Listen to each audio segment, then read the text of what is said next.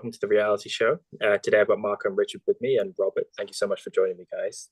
So our topics today, our main one is going to be we're talking a bit about Bernie Sanders. We're going to talk about, I guess, the man in general a little bit, but he's made some comments on a news interview recently where he's declared that he's against the permanent ceasefire with Hamas. And we can discuss his opinions about that, what we think that, why we think that's his opinion and what we think it says. And then for our second topic a bit later in the show, we'll discuss a little bit about kind of the growing escalation in the region from forces in Yemen and in Lebanon and so on, and what we think should be done about that. So let's start with Bernie Sanders.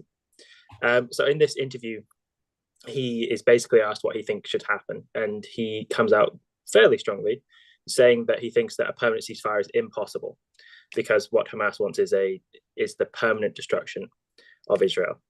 And we were just saying before we went live, this is kind of, the bar is so low at this point that this feels like quite a momentous thing. You're hearing a left-wing politician say something which is basically true. But Mark and Richard, I'll come to you. I don't want to say to you, what else did he say, and what do you think about what he said? Personally, I don't really know Bernie Sanders very well. I know he's got some wacko socialist views, and I'm not terribly sure how he feels about Israel. But according to this article in this interview, where he makes 2 points why the ceasefire why is effectively on Israel's side. One is because the ceasefire is not viable. Well, thank you. Hamas constantly breaks the ceasefire, so that's a no-brainer. And the second one, because according to Bernie, and I quote, Israel has got the right to defend itself and go after Hamas, not Palestinian people, which makes you wonder, okay, is this guy thick as two planks, or is that just evil? What do you mean you cannot go after Hamas and you can go after Hamas and not Palestinian people? How many Shaolin monks are in Hamas? If you go after Hamas, you will go after Gaza people, aren't you? Because that's who makes up Hamas. But apart from this, he then goes on about talking. We couldn't possibly have a permanent ceasefire because this presumed right to defend yourself. But he then pushes for humanitarian aid, which is effectively giving up to Hamas demands.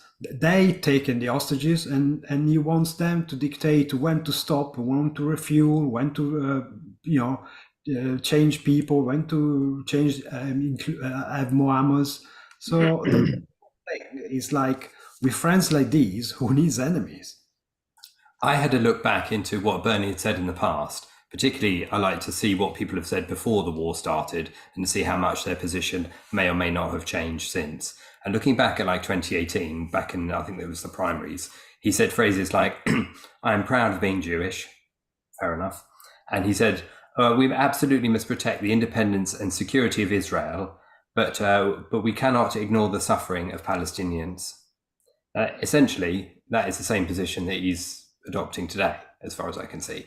So I'm not sure that there's any kind of move in his position. It's just that he's identifying it in a slightly different way. I mean, he voted with the Republicans to frustrate the recent Senate bill to provide aid to Ukraine and Israel, but he was in favor of giving $4 billion to help them bolster the Iron Dome defenses. So there is some nuance there in terms of the fact that he is doing something towards the self-defense of Israel, but is it a big move? I don't think so, not really. That was my first take on it, certainly.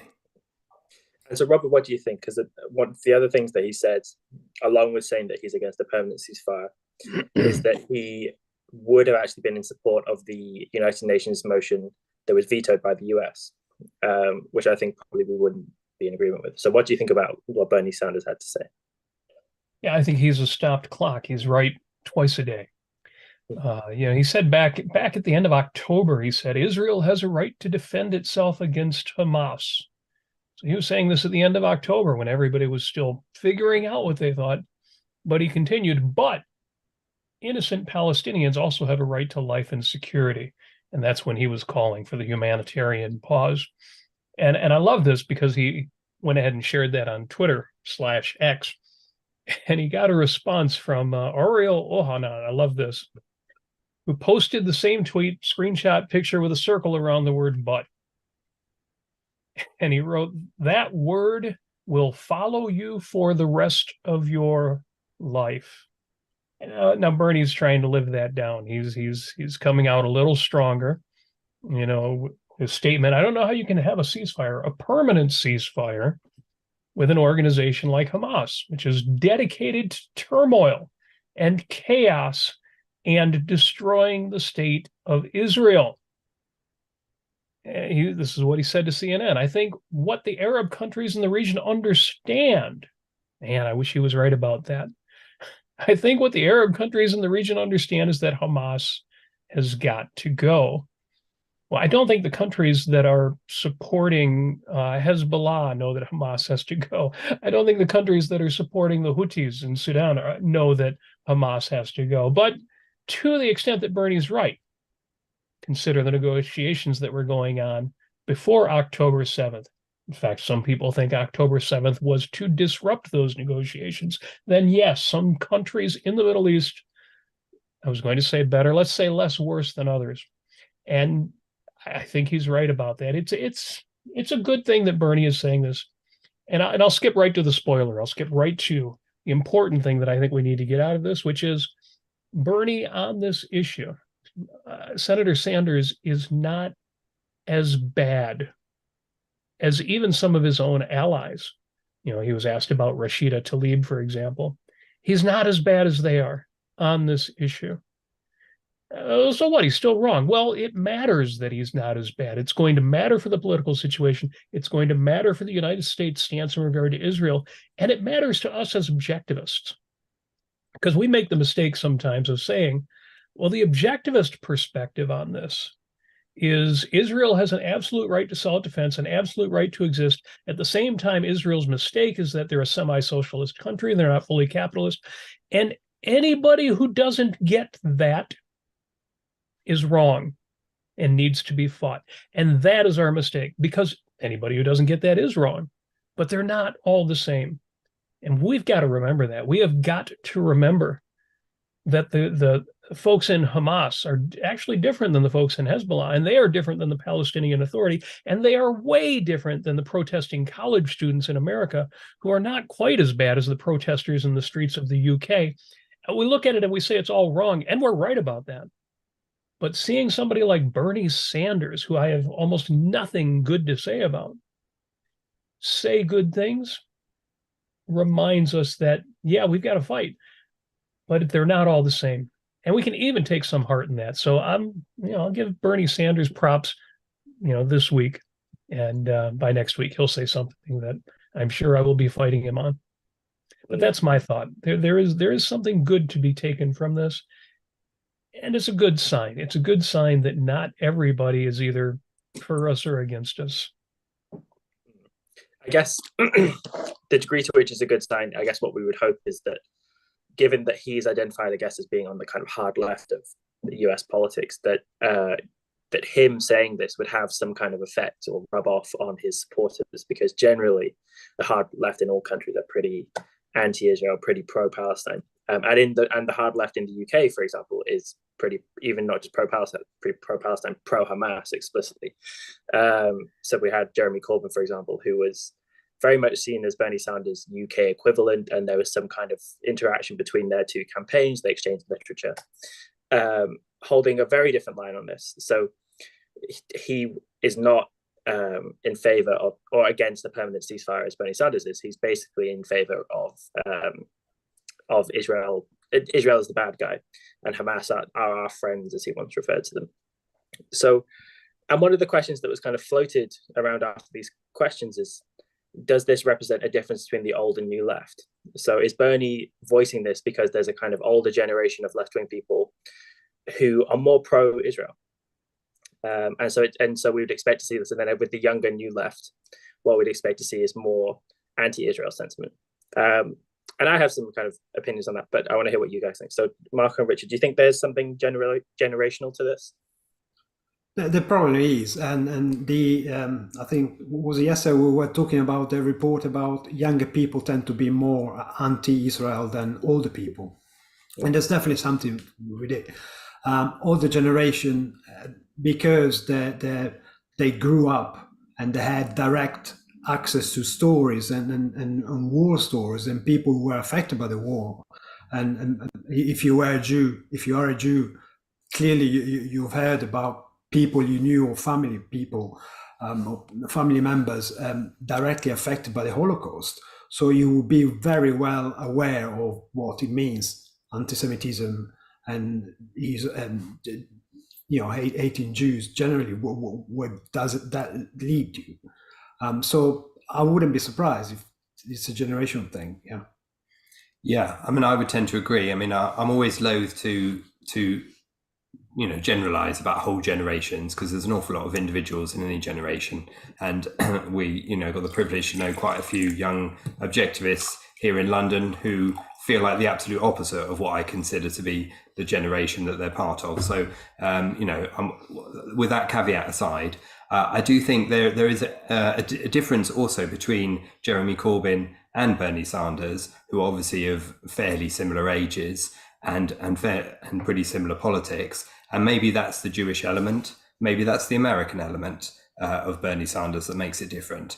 But certainly across the general divide between the age groups, it's depth of knowledge. It's how much people really know about the events of the past, and how much people in the younger age group are more prepared to fly a flag for a certain cause without understanding what that flag represents, stands for, or what's behind the ideals that they're supporting, if that's the cause du jour.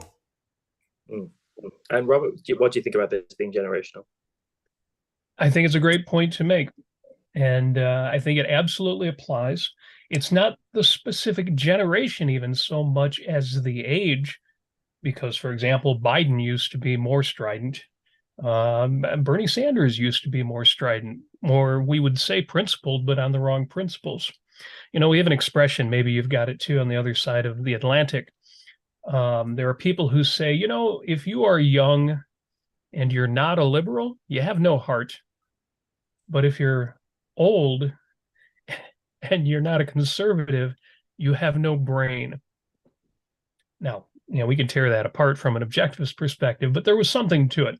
The idea that if you're 20 years old and you're not a liberal, you're not a bleeding heart, you're not out there fighting in the barricades for fairness and equality, then you have no heart. And if you've grown up, if you've actually had to work for a living and you still think that way, you have no brain. I would say the same thing about the old left and the new left, because old leftists grow up from new leftists. So you could just as well say, if you are young and you're not on the new left, then you don't care about doing what's right. But if you're a little older and you're not now on the old left, then you don't care about living. Same kind of thing. And that's what I see. I see that with the older politicians. That's why I hope that people like Alexandria Ocasio-Cortez grow up. It's sad to think maybe the best that somebody like her can do is to become an old left pragmatist versus a strident new left DEI, multicultural, et cetera, et cetera. But that may be the best we can hope for from her. Again, I'm not saying it's a good thing that Bernie Sanders isn't the crazy communist he used to be. I'm not saying it's a good thing that people grow out of the new left and become the new old left. But we can take some heart in it and we at least have to know what we're fighting. You're fighting something different with Bernie than you're fighting with Rashida Tlaib. And it gives me hope because, again, Sanders at least sees a bit of reality and is saying something about it out loud. I'll take it. From him, I'll take it. From my own allies, I expect more. I realized actually just saying that, actually maybe thinking about it as being generational is the wrong way to think about it, because I suppose actually old and new left they're kind of, I think, thought of generationally, but I suppose they actually denote ideological positions more than they do age, I guess. Because if you think about it, Bernie and Jeremy Corbyn, who I think is a good foil in this instance, both would have been of the new left generation. I suppose they both would have been in university in the 60s, I guess. they both would have probably been student protesters, summer of love types, you know. So maybe actually better putting it is kind of, I think they both represent, Sanders and Corbyn, an old left kind of attitude, because the new left you would think would be kind of, I guess, more embracing of Jews, I guess, in the sense that kind of the new left is about embracing identitarian politics that goes wider than just the working class, right? And so the new left attitude is to kind of embrace gay people, to embrace ethnic minorities, immigrants, and all this kind of stuff, and to emphasize that more than just proletariat, which I'm sure Corbyn and Sanders think of themselves as doing, but they represent a kind of throwback to an older style of politics. And maybe the cause of Sanders' realization in this case is related to his identity. Maybe it's just the fact that being Jewish, it makes matters related to Israel and Hamas just a bit closer to home, so that some of these suggestions don't quite have purchase on him in the way that it does in others. And that, but he still has a kind of left-wing attitude in the sense that he wants to distinguish between Palestinians and Hamas, and he doesn't want to target civilians. He doesn't want to do all this kind of stuff.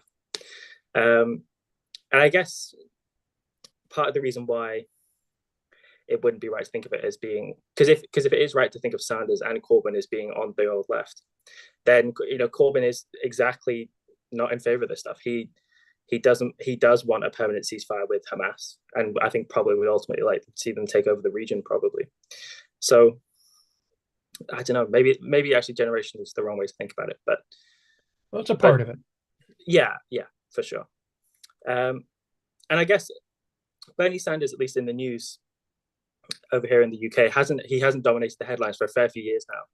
I just want to ask you, Robert, just in terms of, because we were talking about the potential influence that he might have on the future of US politics, in the sense that it'd be nice to see his kind of opinion here rub off on some of his ideological colleagues. Do you think he has any influence on the American discussion at the moment, or do you think he's basically had his time in the sun and now he's just kind of on the sidelines? I think everybody has some impact. I think this is important because it's on mainstream news, and CNN is still big. People want to say CNN isn't what it used to be. No, that's big that Bernie Sanders is speaking on CNN and saying these things, and speaking it in terms that people can understand. It was a good interview in that way. It was, for folks who saw Michael and Jonathan talking before us on the Daily Objective, Michael asked Jonathan, living in Israel, what would you say is the ideal outcome to all of this? And Jonathan had to say, well, that's the $1 million question. In other words, it's not obvious, even if you're on the right side of this issue. So this conversation is important. Bernie Sanders is a part of it. He spoke about the need for a two-state solution, which, just speaking in those terms, at least to me, says something and lets people think, well, what would one state look like?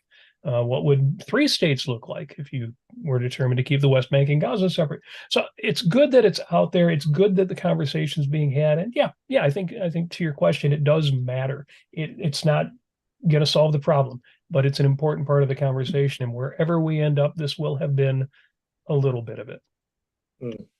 I guess just on the flip side then, Marco and Richard, we've been talking about Jeremy Corbyn a little bit and how he represents a different kind of view on this issue.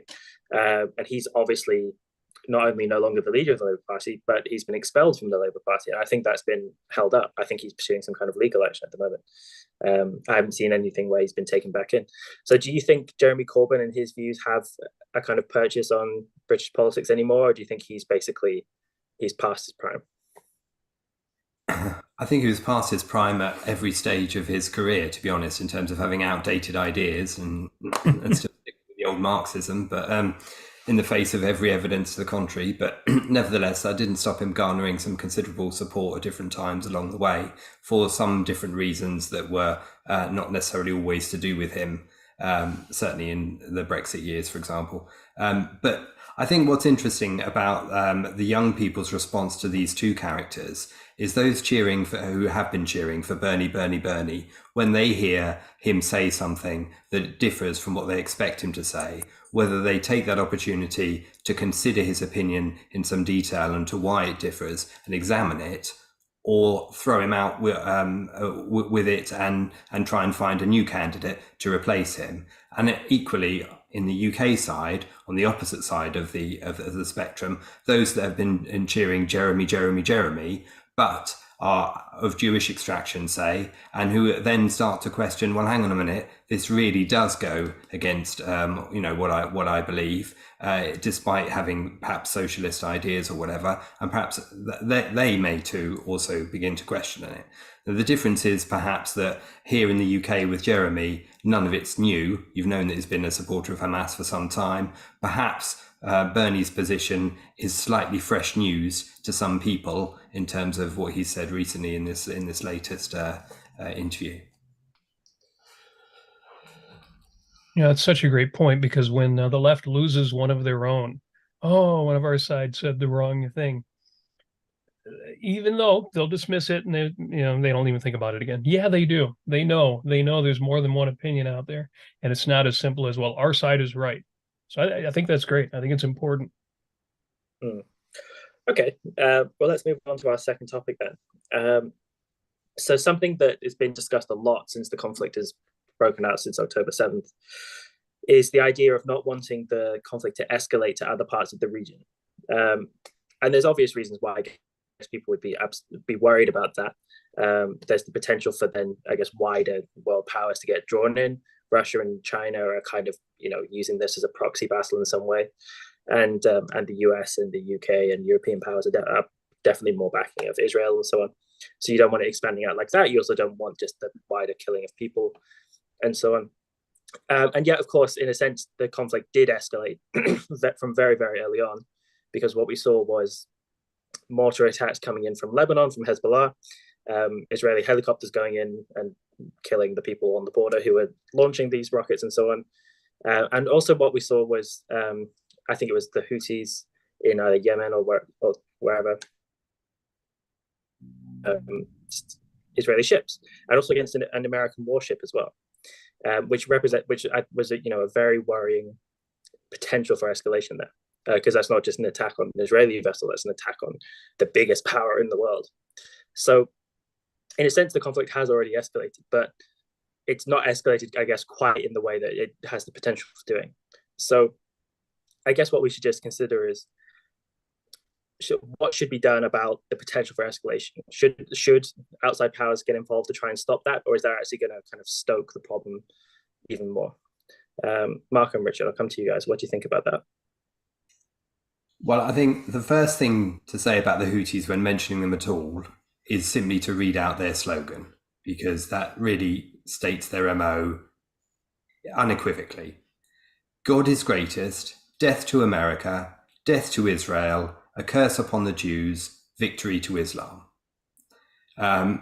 You know where you stand with a slogan like that. You know where you stand with an organization like that. And I think a lot of that's adopted by and supported in propaganda terms from Hezbollah and the Lebanese and Iranian influences, which help them with their propaganda and help them with their military training, etc., certainly from Iran. What to do about them is tough. You've seen various US ships at different times intercepting cruise missiles and drones and things, and shooting them down in the air before they hit their targets. That's obviously great. And then, but going back to the source is kind of what's necessary as well. I think there's been a little bit of that, but not sufficient. And you need to look also at the funding, and obviously the Qataris in particular. And this was brought up in the last show in the TDO earlier about how via Israel, or with the support of Israel, large sums of cash were fed from the Qataris with the agreement of Israel into the Gaza Strip to support essentially what was the Hamas government. And that is obviously a key part of the problem as well. Unlike Bernie Sanders, these guys do not say death to America, but perhaps we can live in peace with them. No, they just want to wipe out Jews, Americans, and everything which is not Islam, effectively.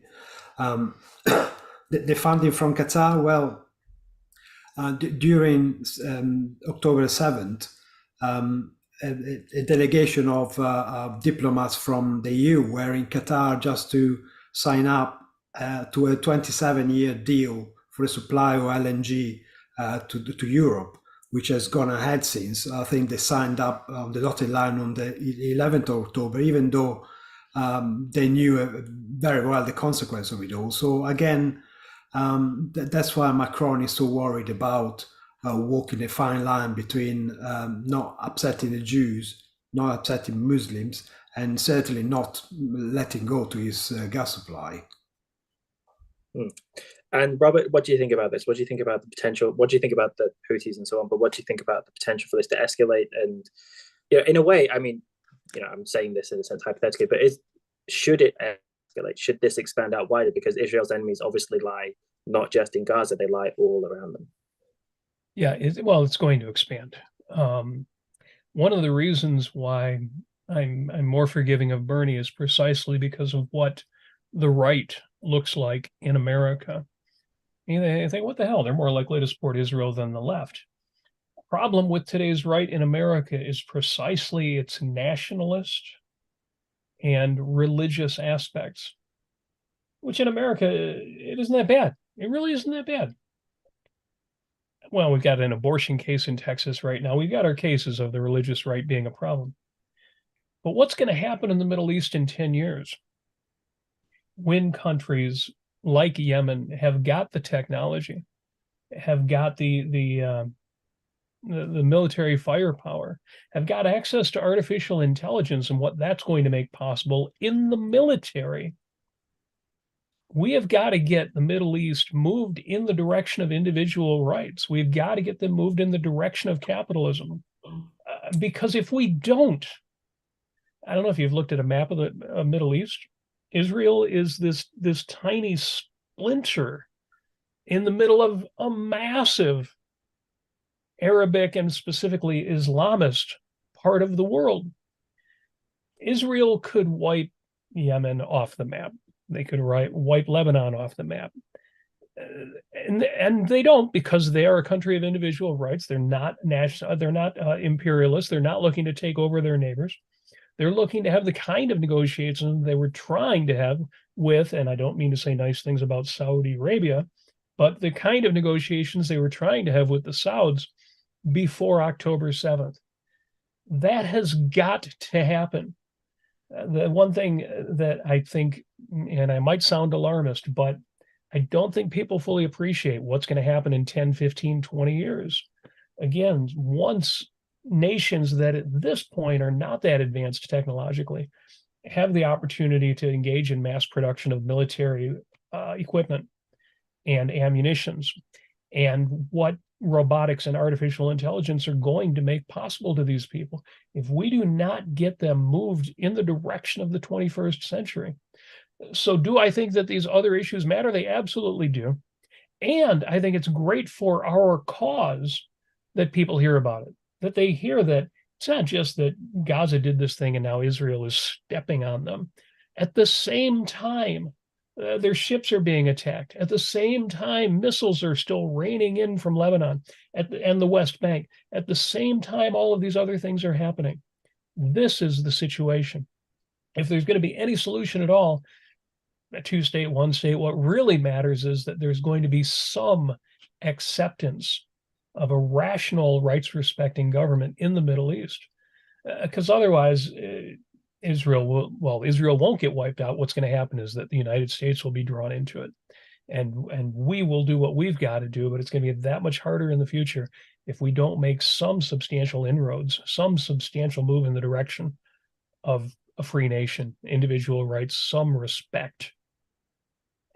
And it's impossible in the Middle East, but as much as possible, throwing Islam out of the equation.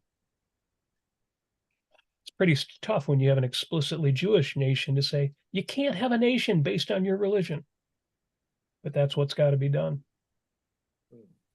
For sure. And like I said, one of the biggest kind of potentials for escalation that we saw was the attack of a US warship. One of the things that I haven't been able to see really in the news is a strong response about that from the US government. Has that been in the local news over there in the States? Has the government said they're planning to do anything about that? No, and I have not. I've been reading the news and I have not seen a thing about it. It's amazing to me. It was as amazing to me as October 7th when there were Americans in Israel and we did not immediately declare war. So no, they seem to be trying to smooth it over. They don't want this to be an issue. They don't want it to interfere with what's going on. I hope that President Biden and the U.S. military will take some action. And some of it seems to have been tinkering. It seems to have been there's been US talks about providing protective support and a naval task force to help support the ships through the Bab el-Mandeb Strait between Yemen and Eritrea. Well, there's been a few military moves. Like I know that the Royal Navy has sent a few ships towards the Gulf, which means that they're probably positioning themselves for something, perhaps just posturing, but they're probably realizing something will have to come down at some point. But yeah, I guess for Western nations, any kind of military intervention after the last 20 years is probably exactly the last thing they want to do. The degree of criticism that they incurred, rightly or wrongly, about Iraq, Afghanistan, about Libya, about all these kind of things. Basically, I think any kind of military intervention, probably anywhere, but especially in the Middle East, is very much not what they want to do. And so I guess sending naval warships out there is probably a sign of support of Israel against Israel's neighbors, like to posturing, like you said, Marco, to kind of intimidate those countries, tell them to think twice about intervening in any way. Which is ultimately kind of pointless anyway, because we know that most of these nations are basically funneling money towards Israel's enemies, which very much like to see Israel gone. So it's a short-term solution at best. but still, sorry, unlike Robert, I'm much more negative about the outlook. I think we've got much less than 10 years. As soon as Iran will be able to have some sort of nuclear capability, it's going to be game over. You can put all the ships you want around the Gulf. You're not going to scare these guys. They don't care. They're just going to use whatever they want, when they want. And, we'll have to deal with the consequences when it's going to be too late. And they're not shy about using proxies all over the place, including the Houthis, etc. So they're going to be sly about how they release whatever they do, whatever stage. And it's not going to be easy to trace it back to Iran in such a way that the international community is going to accept the retaliation that will be necessary at that point, and probably by many measures ought to come first. Yes, I mean, the Iranian nuclear program, I think, probably is the specter looming over all of this. And unfortunately, the nature of how, I guess, short-term people are is that even though it's a kind of open secret to everyone that Iran is behind all this, that no one, I think, disagrees with that, and everyone kind of will openly declare on the news that Iran is funding places like Hamas and so on, or institutions like, or organizations like Hamas. That if Israel were to launch an attack against Iran, if they plausibly thought they could do it, that they could take out the Iranian government before they developed a nuclear weapon, I think the international community would basically condemn them, because they would basically look at it and say, look, there's no trigger cause here in the last 2 years that you're responding to, so why are you doing this? So people are kind of failing to keep the long term in mind. And the Iranian nuclear program is something that's been a kind of, like I said, kind of in the background for many years. So what do we do about that? Because the UN inspectors, aren't really achieving anything. I don't think anyone who lives in the free world should want the Iranians to have a nuclear weapon. So what do we do? I mean, Robert, I'll come to you. What do we do about the potential for a state like Iran gaining nuclear capability? Same thing that Israel has done with Iron Dome, which means we need to somehow be way ahead of them. Even if they develop those capabilities, we need to be able to knock them out before they could put anything in the air. I don't see any other way around it other than to preemptively strike their nuclear facilities. We did that in Iraq. Of course, most of those facilities turned out to be fake. I don't know if that's going to happen in Iran or not. I suppose it's got to happen. There is no viable alternative. But can you imagine Joe Biden doing that? I mean, Donald Trump would go over there and try to have a sandwich with them and dance with their wives. I just don't see that happening. So I hate to say it, but I think it's going to be more of an after the fact reaction to it, unless somebody more principled than Bibi, somebody more principled than Netanyahu takes power in Israel as a result of all of this and is willing to take action. Now, Israel couldn't wipe Iran off the map, but they could take the kind of actions that would draw America in to help them make that happen. Short answer is I don't know the answer, but sooner is better than later. For sure. Mark and Richard, what should we do about the potential of a nuclear Iran? Yeah, I mean, had it been for me, we would have probably bombed the facilities in 2016, 17, whenever it was. As soon as we learned that they were doing it, they were trying to enrich uranium, you just annihilate them straight away without even talking to anyone.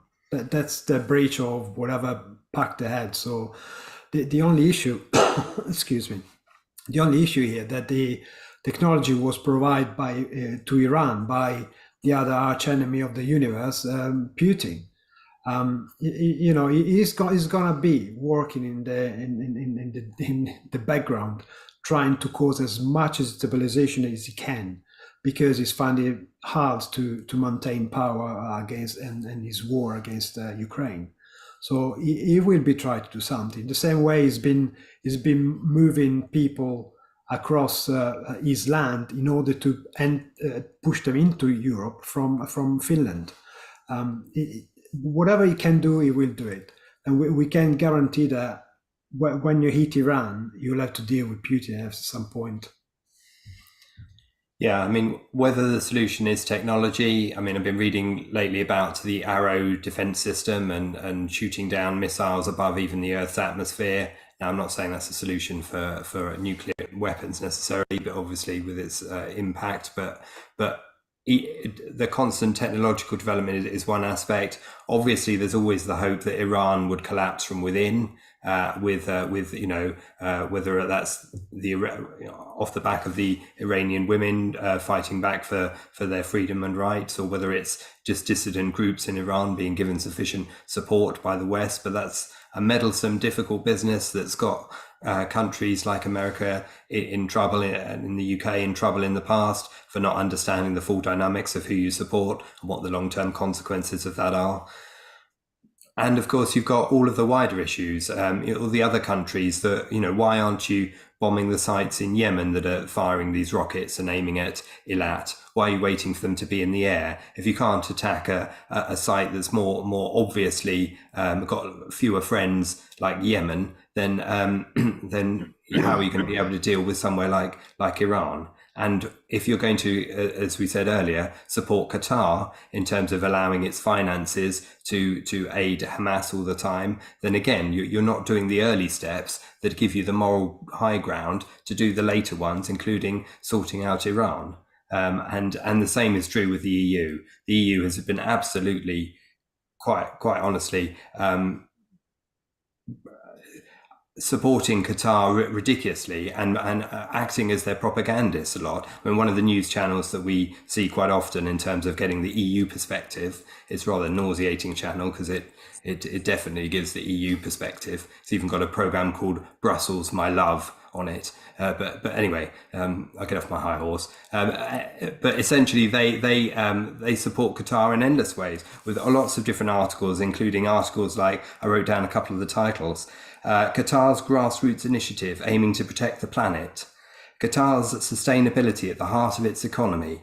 I mean, really? Qatar's mouth-watering cuisine. Qatar's years of culture celebrating the beauty of places and people.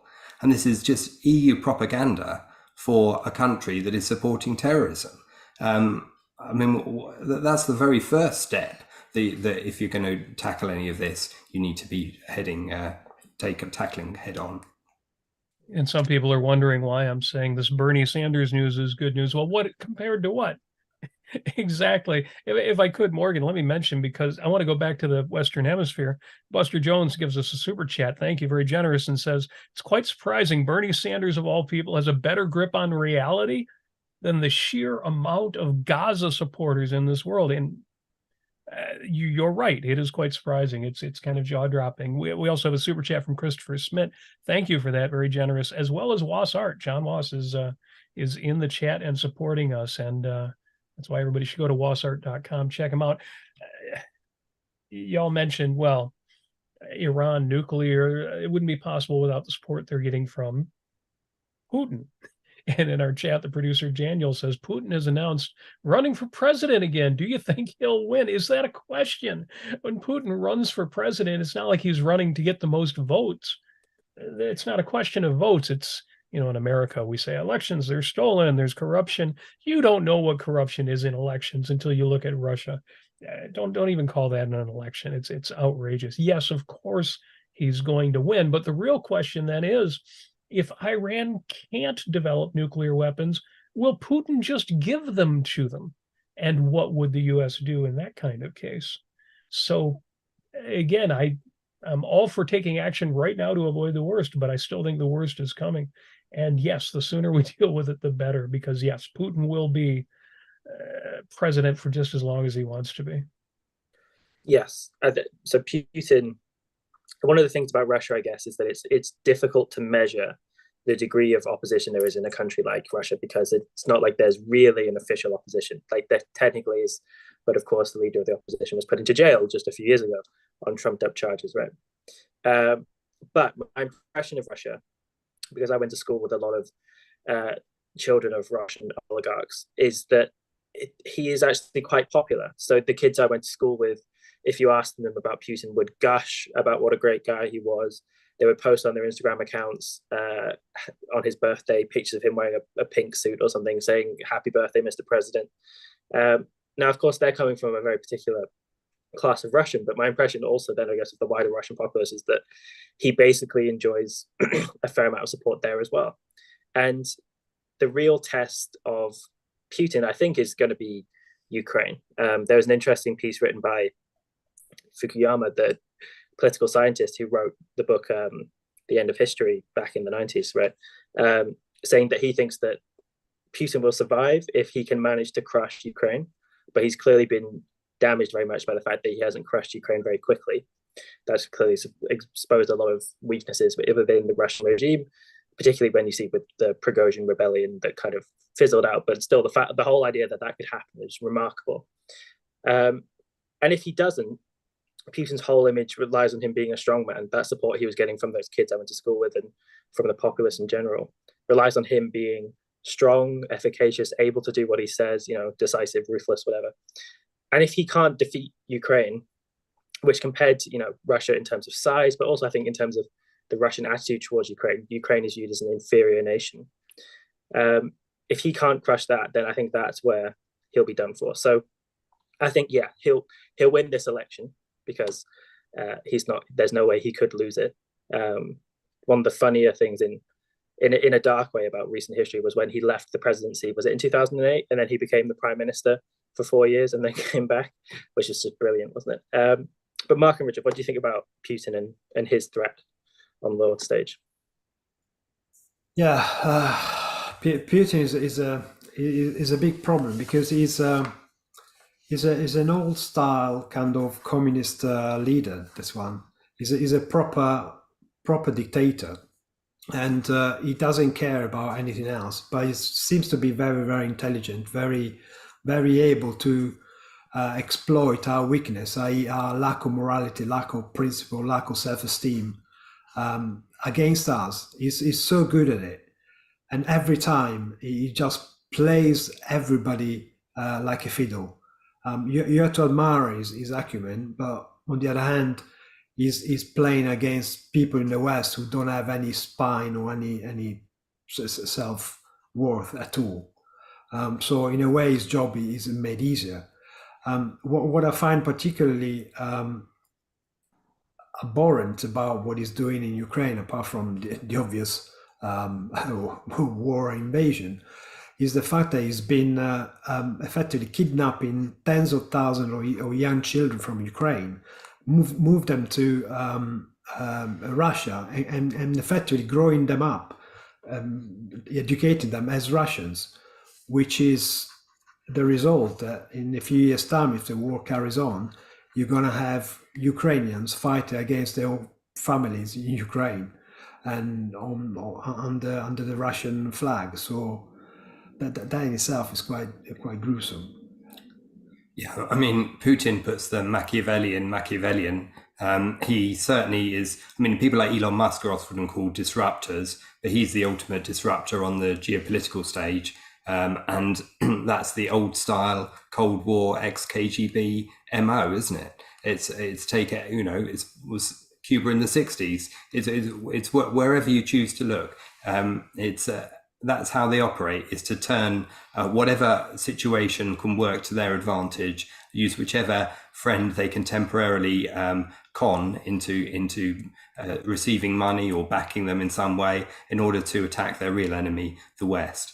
And that problem is still going on, and it won't go away until Russia itself changes, until the people of Russia change and want real change. And of course, at a lesser extent, you've got Xi Jinping doing a similar kind of thing, but you know, it's a different kind of beast, and its undoing might be sooner, and it might come from a different source. Mainly, it's a high amount of middle class who are dissatisfied at the moment, whereas Russia doesn't seem to have that to the same extent. It seems to, as far as you can tell from the outside, seem to have a lot of people prepared to go along with it, or you know, it's easy for me to say sitting here, but too cowardly to change things. Yeah, one of the unfortunate things I think about the Western response to Russia is that although there was actually a very good kind of moral condemnation of Russia for invading Ukraine, which is, you know, a bit too little too late because of the whole invasion of Georgia and then of the Crimea and all this stuff, right? But, you know, at least when it happened, it was en masse. Lots of countries did it. Lots of Western companies did it, withdrew their services from Russia.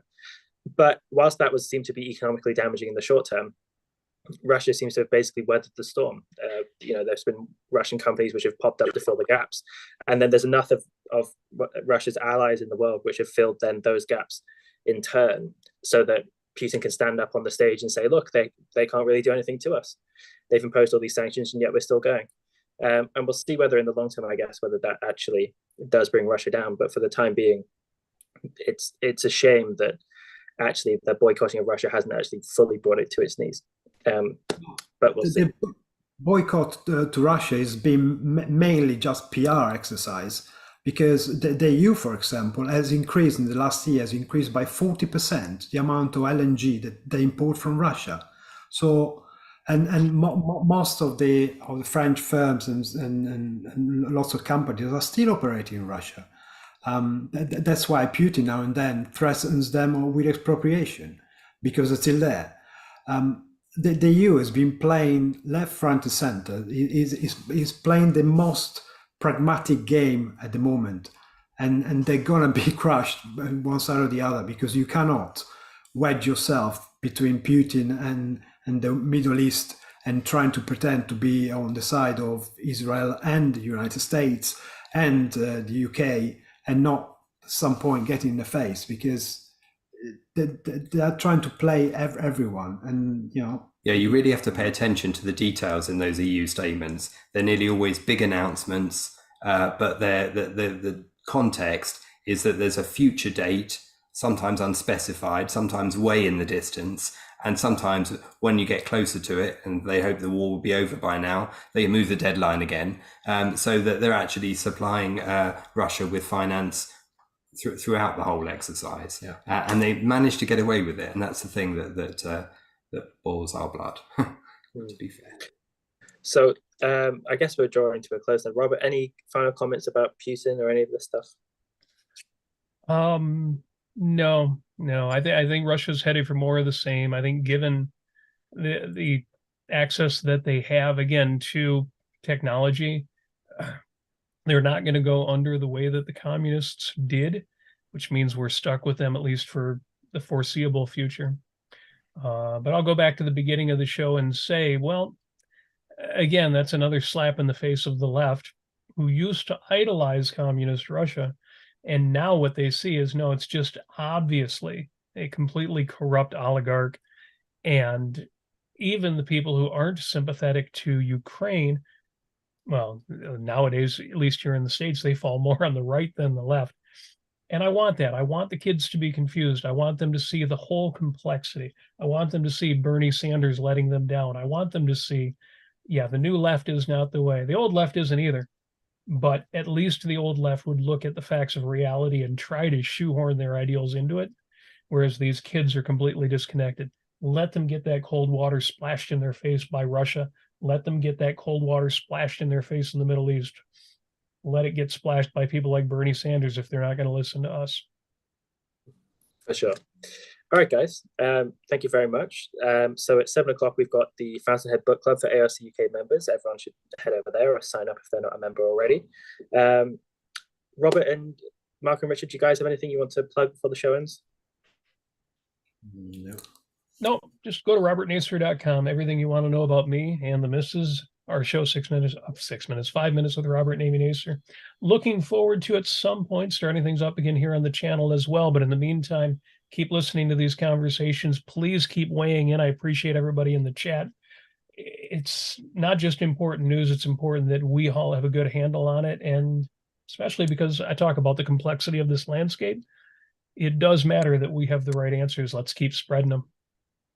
I'll just put a shout out to the other ARCUK channel of The Briefly Objective, with all its videos of 2-3 minutes that summarize different aspects of the conflict, in particular in the last few months, that we've been doing regularly. And those are really good for sending to people on your social media, or simply for viewing and getting, in essence, the opinion of Yaron Brook, Harry Binswanger, or indeed the two of you, who are both on there as well as in different pieces. So, yeah. Yeah, For great sure. point. Very well produced and very shareable.